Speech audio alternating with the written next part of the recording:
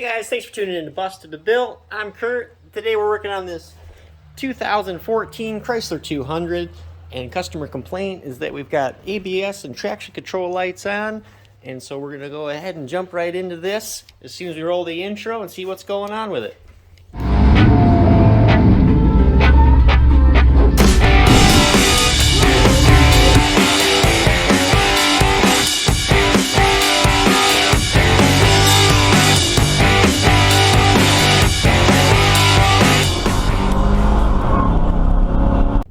And here's the lights that we're dealing with on this one. And already went in and did a health report. Small evap leak. Who's worried about that? And then we got left front tone wheel performance, left front wheel speed sensor signal erratic performance. So we'll go in and we'll graph our wheel speeds. More than likely we've got a magnet broken off the back of this wheel bearing on the driver front. It's the most common thing to happen. So we'll come down here. Graph our wheel speeds. Learn how to read first. There you go. And if you watch that left front, how it drops out and comes back and drops out and comes back. So let's stop real quick here in the shade so somebody can see what's happening. There we go. We'll graph these. And so that left front's looking a little funny, isn't it? We haven't even left the driveway yet.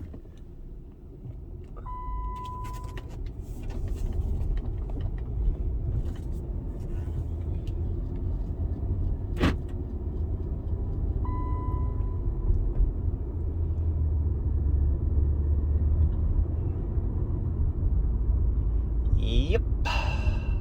That's not gonna cut it. Let's get her back to the shop.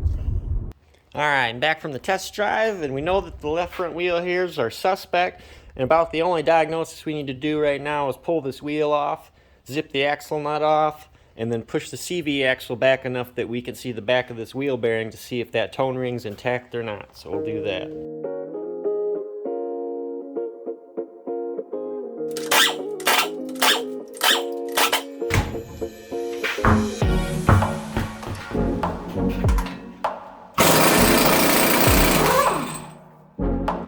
Alright, and then now we're here on the back side of the wheel, and sure enough, I come in close here, you can see right where that tone ring is broken, right there. So we got a bad tone ring right here on this driver front wheel bearing, so we're going to get that replaced, and then this should be all good to go. Error code should clear, we'll be able to run her down the road, be mint.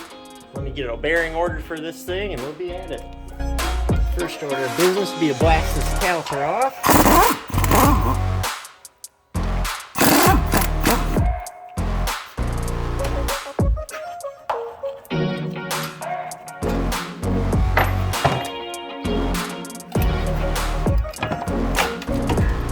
Caliper's out of there, and then we'll whack this rotor off. It's Michigan, so it's not going to come easy.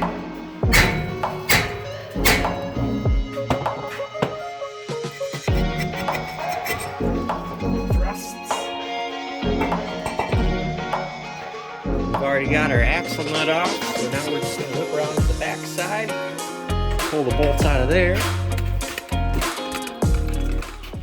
We've got 4 bolts all together, 1, 1, 1, 1. And the easiest way is to push the axle out and get to the bolts.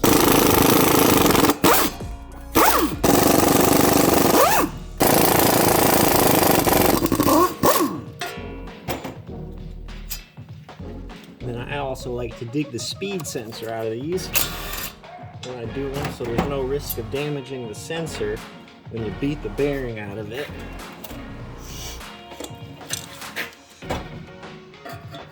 And hopefully they're not seized in there. That's what you always gotta hope for. Excellent. Unscathed wheel speed sensor. And the next step, I like to get out my bearing whacker offer. snug her up. Simply strike with the hammer here, and then the bearing should be out. Ejecto bearing, cuz.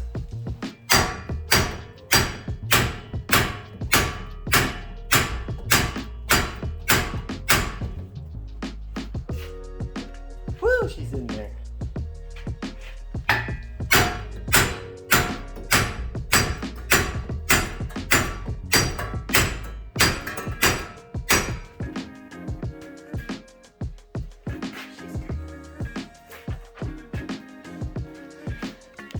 So there you can see the hub's starting to crack out of the knuckle.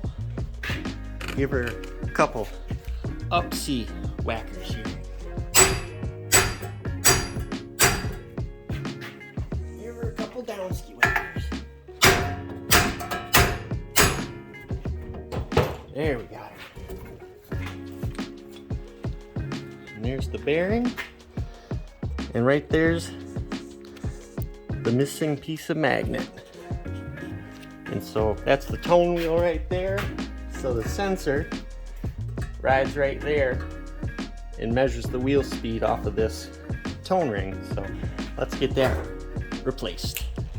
A little longer than a few minutes later. We got a replacement bearing in here, going with a Moog on that. Official steering suspension of NASCAR. So unlimited left turns with this bearing. I don't know how many right turns you're gonna get, but They're making a left turn! and so this is exactly what we're talking about here. Here's our intact tone ring on this bearing. Old bearing. That's the piece of our speed signal that was missing right there. So we're gonna get this one slapped in. It's reverse order of pulling it out. And I like to just put a little bit of grease around the flange of my bearing so that way it doesn't get seized in there and you have to drive it out the next time. Again, if you ever have to deal with any warranty issues, which being I see a lot of these, I do. I like to make sure it's just going to come apart the next time. I don't have to wail away on it.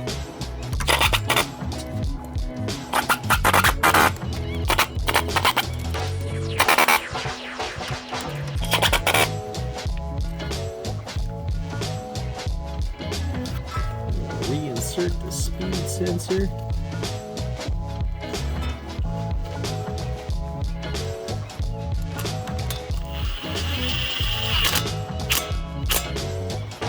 Rotor back on. The rotor securing tool.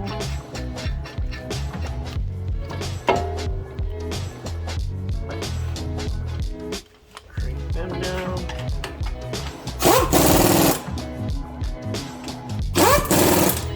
Axle nut back on. And then I got the handy dandy axle nut torque specification booklet. I know it's for BCA bearings and that's a Moog in there, but I'm not worried about it and you shouldn't be either. Let's crack this baby open. So the Chryslers. So here we are. Chrysler 200. Get a better look at that. Chrysler 200. 1114. 118 foot-pounds or 160 Newton meters. So now we got the torque wrench, 160 Newton meters or 118 foot-pounds. With a newfangled digital vibrating beep at you, let you know you're there. What I like to do when I'm torquing down my wheel bearings is just take a regular screwdriver and shove it through the vents of the rotor. And then that'll lock that off from spinning while you torque it.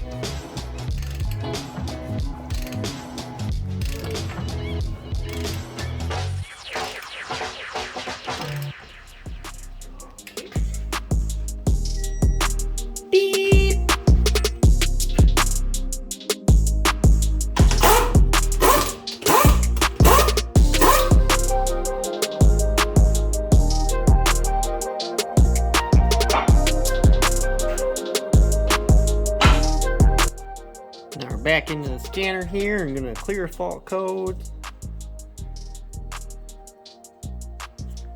Yep.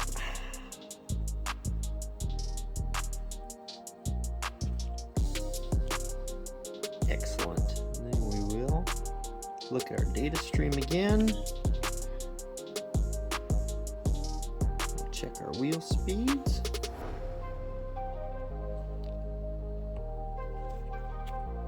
And we'll graph those. I'll hop in the car, take it for a spin. So now we're moving along and the wheel speeds look like they are much better. Everything seems to agree here. Front, rear, left, right. Got no warning indicators.